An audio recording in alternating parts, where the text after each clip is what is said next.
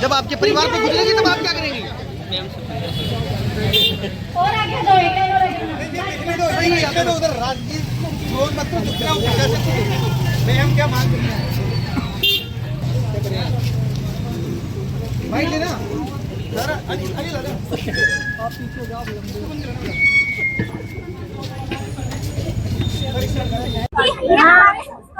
Madam मुझसे पूछना, वो 1.5 साल का जो बच्चा जिसकी हालत करे थी उसकी चीखें नहीं देखी आपने शायद?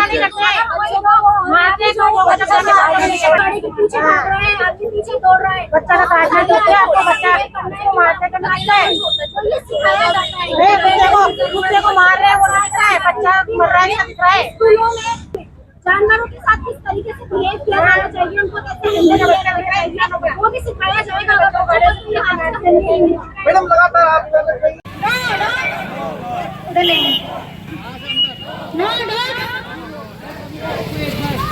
रुको रुको रुको, एक सेकेंड, स्टॉप। अब एक कदम ठंडे आज भाई अपनी बात रखेंगे। ठीक है।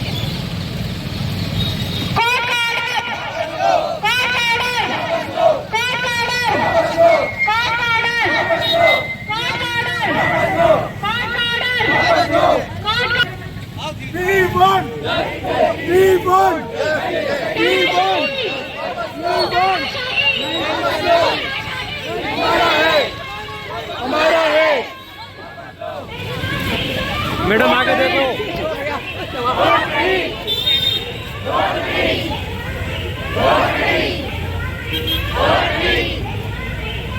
सर, जो ये स्ट्रीट डॉग्स को लेकर जो कोर्ट का आदेश आए हैं, उसके मद्देनजर आज यहाँ पे कोटा में कोई स्क्वाड है जो डॉग्स को अवेयरनेस चलाता है, वो कोई शांतिपूर्ण मार्च कर रहा है, क्या वो उनका मार्च सही है?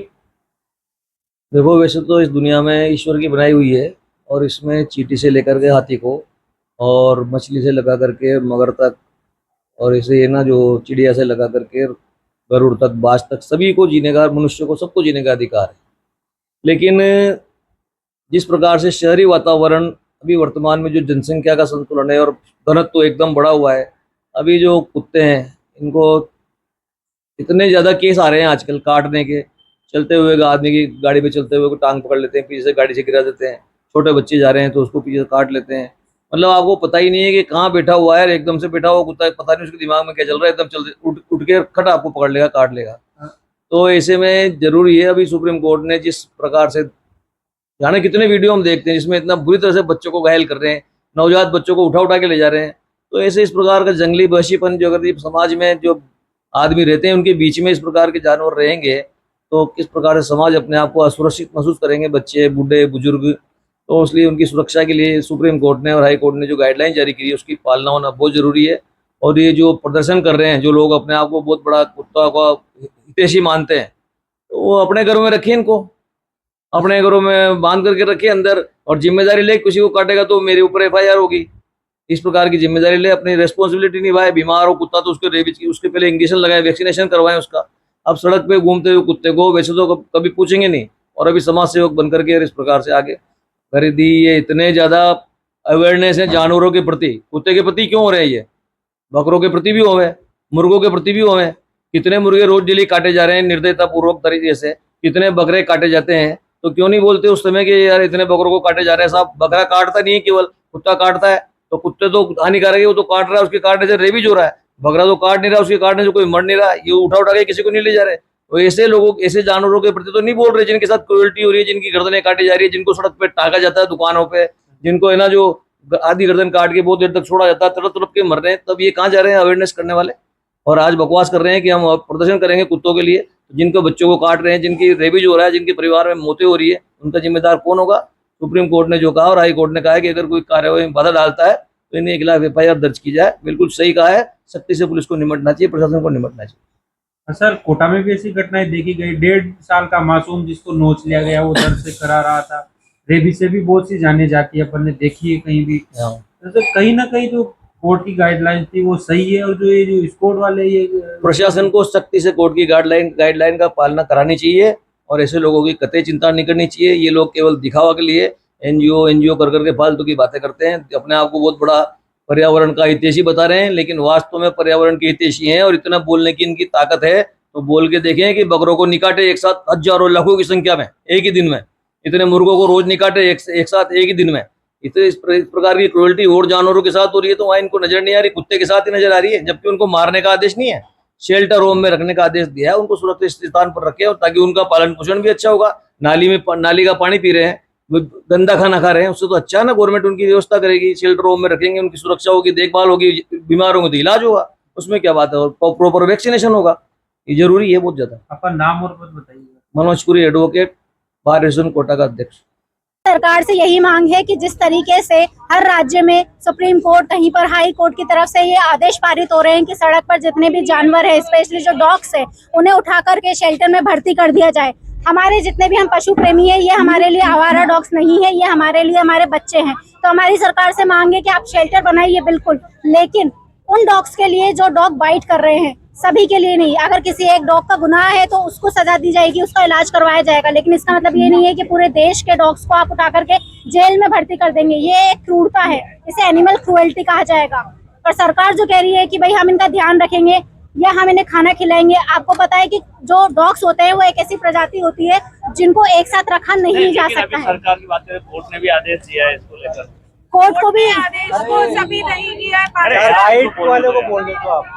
कोर्ट ने जो ऑर्डर्स दिए हैं, हमारी वही मांग है कि कोर्ट के ऑर्डर्स वापस लिए जाने चाहिए। ये बिल्कुल भी इम्प्रैक्टिकल नहीं है, बिल्कुल भी प्रैक्टिकल आदेश नहीं है। माना कि समस्या है, लेकिन उसका ये समाधान नहीं है। सरकार ने आदेश वापस नहीं ले तो फिर क्या रहेगा आप लोगों का? तो फिर हम और ज्यादा उग्र आंदोलन करेंगे। जैसे राजस्थान में हाई कोर्ट ने दिया है, तो हम लोग और सुप्रीम कोर्ट के पास में जाएंगे, सरकार से आंदोलन करेंगे। हमारे जो सीएम है उनसे हम रिक्वेस्ट करेंगे, हमारे जो पीएम है मोदी जी, उनसे हम रिक्वेस्ट करेंगे। और लेकिन जितने भी डॉग लवर्स की यूनिटी है, सिर्फ कोटा में नहीं, पूरे देश में, वो किसी भी पार्टी को वोट नहीं देगी।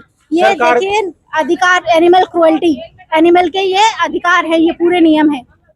सरकार के जो आदेश आए हैं, कहीं ना कहीं डॉग्स जो स्ट्रीट में रहते हैं, गंदा पानी पीते हैं, गंदा खाना खाते हैं, वो वहाँ शेल्टर होम में रहेंगे तो क्यों ना उनको बेटर जो खान पान मिलेगा, उनकी सेहत सुधरेगी। देखा जाता है बहुत से बीमार रहते हैं, कोई स्किन डिजीज के शिकार हुए रहते हैं। उस संबंध में आपका एनजीओ क्या कर रहा है? या तो फिर देखिए, जो मेरा एनजीओ हो या यहाँ पर जितने भी कोटा के एनजीओ हो या इंडिविजुअल हो, हम सब जितना हमारी कैपेसिटी है उससे कहीं ज्यादा बढ़कर इनका इलाज करवाते हैं।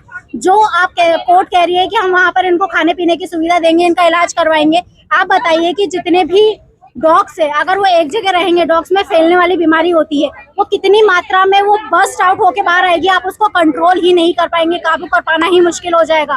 डॉग्स में वही कह रही हूँ, एक गली के दूसरी गली के डॉग सामने सामने आ जाते हैं तो एक दूसरे को काटते हैं, इनको नहीं रखा जा सकता है। कोटा में 1.5 महीने के अंदर 2 मासूम बच्चे जो 1.5 साल के थे, उनका हमला हुआ है। आपने उनकी स्थिति जाकर देखी, किस तरीके से उनको क्रूरता से कुचला गया था, और उनकी जो चीखी पुकार थी वो आपने जाके सुनी है मौके पे? बिल्कुल देखिए, हमने जिन बच्चे के साथ में शिकार हुआ है उन बच्चों को हमने मौके पर जाकर भी देखा है। हम हादसों का होना जस्टिफाई नहीं करते हैं, किसी भी बच्चे के साथ भी या बड़े के साथ भी इस तरह का अधिकार नहीं, हादसा नहीं होना चाहिए, लेकिन इन हादसों को कैसे रोका जाए इसके लिए समाधान दूसरे तरीके के ढूंढने चाहिए। ये कोई समाधान नहीं कि उठा करके जेल में भर दिया जाए। बाइकर्स पे भी डॉग्स अटैक कर देते हैं या फिर उनके जैसे एक्सीडेंट हो जाते हैं, मौतें भी देखी जाती है, काटने पे रेबीज के रोग भी हो जाते हैं, उससे भी मौत हो रही है। इस संबंध में यदि सरकार ऐसा कदम उठा रही है तो आप किस तरीके से उसका समर्थन? सरकार जो कदम उठा रही है वो प्रॉपर सरकार के कदम सही नहीं है।